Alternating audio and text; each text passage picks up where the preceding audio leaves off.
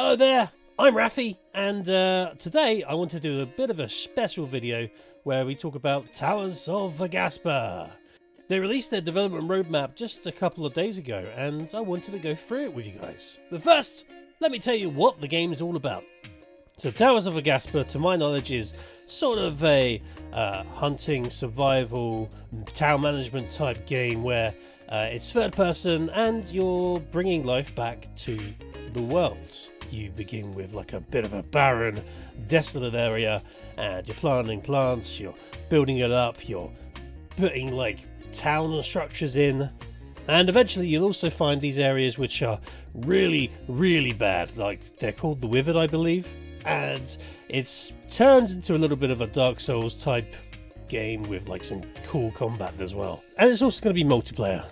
The thing that really excites me about it is everyone's kind of got their own islands. So when you're playing multiplayer, I believe you visit someone else's island and you can maybe bring back some resources. I'm not too sure. They haven't spoken too much on how multiplayer works, but perhaps it works a little bit like Animal Crossing, where you kind of help out with someone else's islands and then you can bring back some stuff to your own island that might help you build up your own one. So everyone's got like their own different island, and that's really fascinating to me because I really like the idea of just lots of different looking islands.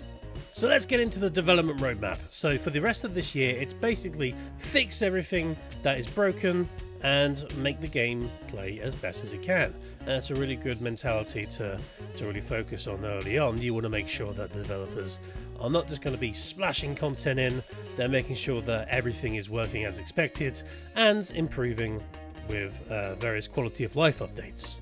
And then in Q1, we get our first new region. It's also a new quest line as well. It says Spirit God, so I'm not too sure if that includes like a different kind of like boss or something. I'm not too sure. And then you got time of day related gameplay, so certain creatures spawn at different times. You get a bunch of new creatures. An offline play mode, which will be very happy for people who, for example, like me, who have the Steam Deck and go on caravan trips and have no internet access. So I think a lot of people will be very happy with that on PC specifically. And then there's like additional glider traversal methods. So far they've shown that the glider works a little bit like Breath of the Wild. So you are able to glide down, but maybe there's some other elements there. Like maybe you're going to get like a swooping mechanic where you can kind of like increase the speed if you like drop dramatically down.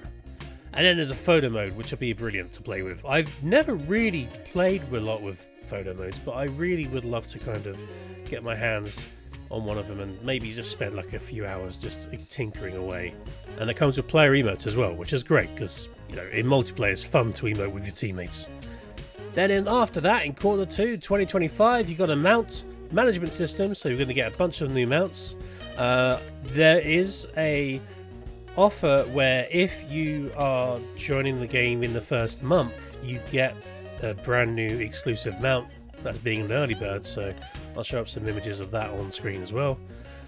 There's some multiplayer experiences and activities, so I'm very curious what they mean by that. There's a bunch of new quests, it says, and new creatures, but does that mean that like maybe there's going to be some things that you can only do with multiplayer? And a good thing, crossplay. I was really hoping that crossplay was going to be in there when it launched in early access because it's coming out on PlayStation 5, but you know, these things take a little bit of time, and hopefully the game continues to build momentum and we'll see a lot of people playing together online. Then there's player character customizations, which is interesting because we'll have multiplayer before then, so I'm hoping that we'll be able to make our characters look a little different first before this releases. Then there's improved Townfolk AI, which I'm very curious about because I haven't seen much information on the AI. I don't know how they will work. I don't know how the management system will work. I don't know how resource building via the towns or villages that you make will work. I'm very excited because I feel like I don't know enough about the game, but I know enough to get me excited about it. Then there's an improved Shimu Dex entries, which I believe is sort of like a Pokemon, like Pokedex thing. And then on to Q3 2025, new Withered NPC character. That is interesting because the Withered is the enemy, I believe. So if it's an NPC character, it could be that you'll be communicating with them and perhaps trying to establish some sort of like relationship or bond with a withered character. Or they're going to be completely evil and you're going to have to kind of take them down. So that's got like a giant demon combat, a new questline, and a new region. But also a cold effects and resistance area, which means a new region and new creatures. So there's going to be like a snowy area perhaps, and that'd be fun. That'd be a lot of fun. I like snowy areas in games. And then creature relationship, which would be cool. I wonder, you know how No Man's Sky introduced their relationship and being able to ride lots of things? I wonder if that means that they're going to anticipate us to ride some of their larger animals. Because there's about 40 or 50 creatures launching at the first early access. So being able to kind of like form relationships and bonds with them would be really fun. And being able to ride them would be even more fun. That's what I look for every time I see an animal. Can I ride that? Will it be my friend? Then we got in quarter 4 2025 a shallow water biome. So it's called like maybe like a bog area. So it's a new region, a new ecosystem, new creatures, new foliage, and a new questline. And also a fishing village, which I wonder if it means you're going to be able to start fishing at that point. Because they haven't actually mentioned that you are able to fish, but fishing in games, especially multiplayer, pretty fun. Very chill, very zen. And then 2026, increased tower levels, which I don't know what that means. No idea. I have no idea. Don't ask me. New Withered content. Now, the Withered content is exciting because we've got the Withered NPC character in 2025 called a free. And I believe once we figure out more about that, we might find out what they're going to be planning for 2026.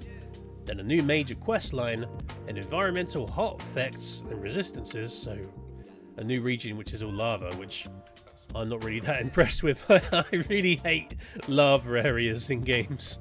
I remember playing the Breath of the Wild and just suddenly being really panicked about being in that lava area and not being able to keep myself cool. I already have enough trouble keeping cool, in real life, let alone in a video game. Then you got town happiness, which is something that I'm very interested in seeing what they're doing. It leads more into the management side, so maybe like I'm hoping it's not like someone wants a well or a fountain nearby. You get free happiness. But I like the idea that maybe if you're defending the town from certain creatures, perhaps the town might be like, oh, I really dislike having so many sentries and military outposts all over the place. Can we have more flowers? And then like the town feels like happier because they got flowers and stuff, but they feel a little bit unsafe because they've just lost all their defenses. I'm not too sure how far they're going to go into that. They could go really far into it and it might be a little bit difficult to manage, or they could be quite simple with it. I'm very curious to see what happens. And then building customization, which that'll be cool. I'm not too sure if they're going to be doing it so it's like The Sims, where as you're placing down towers and structures, you can design the colours and maybe place where windows are going to be. That'd be really fun. Make everything really unique. Because what I feel like with the way the multiplayer works and you're visiting other people's islands, giving people more customization options for their islands will make people want to share those islands and explore other people's. So yeah, that's Towers of Aghasba development roadmap. I'm really looking forward to it. The game has this kind of like idea that as you start out, everything's just awful, and then as you're placing buildings and growing plants and everything just starts looking quite nice and lovely. And I love that idea in games, and the two games that come to the top of my head are Flower and The Blob. Like in Flower, you basically started just making flowers suddenly bloom. I think it affected the environment as well, adding more colour. And then The Blob was just incredible. It was just fun to just kind of explore and paint the area how you want. And all of the music that I played with it when you were doing things was also brilliant. So I'm really looking forward to this. We're going to be playing it on the channel. So it might be a long stay game, which we'll play for several months, and I might even allow you guys to visit my island one day. So let me know what you think of Towers of Aghasba, what you think of the development roadmap, and if you want to see more content from me, and see what I think about Towers of Aghasba, make sure to hit that subscribe button. And if you want to check me out on live streaming it, I'll be live on twitch.tv/Raphee Plays as well. I should really be live on here on YouTube, so I might do that too. Just keep checking out. Right, see you later everyone. Ta-ra!